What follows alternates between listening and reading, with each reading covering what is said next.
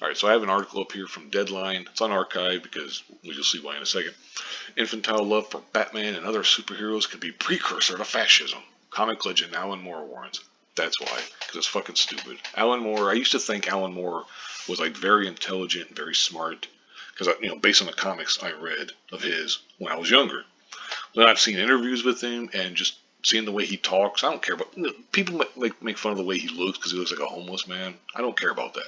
I care about what he's saying, and what he's saying is so unbelievably stupid that it almost defies logic. One of the world's most admired comic creators has expressed his concern at the crowds queuing up to watch superhero movies in recent years, saying such urges can be a precursor to fascism and pointing out the correlation with Donald Trump's election. Like, what in the fucking hell are you talking about? You know, here's some quotes from him. I said around about 2011, I thought it had serious and worrying implications for the future of millions of adults who were queuing up to see Batman movies, because that kind of infantilization, that urge towards simpler times, simpler realities, that can very often be a precursor to fascism. And he pointed out the time of Donald Trump's election in 2016 coincided with superhero movies moving to the top of the worldwide box office and everything. And he goes on, and he said, I think that this was a misunderstanding born of what happened in the 1980s, to which I must put my hand up to a considerable share of the blame, though it was not intentional.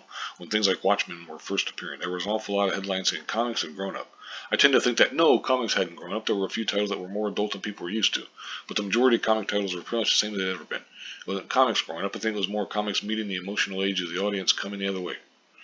And it goes on and stuff. And it, it's just so stupid. It's so unbelievably dumb.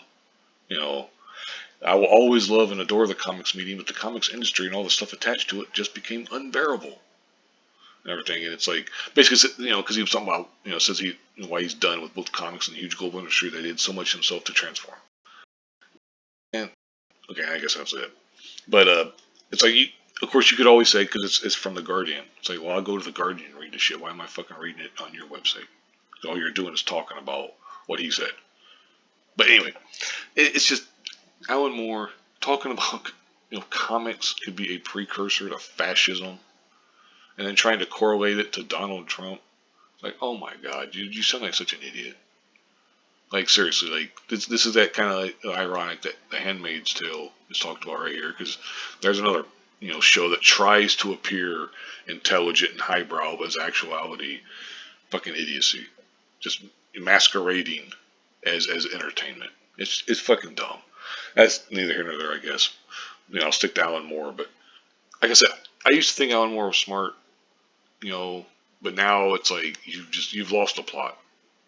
That's it. I mean, period. That's all there is to it. I'll go ahead and leave it there. I'll wrap it up here. Thank you very much for watching, and have a good one.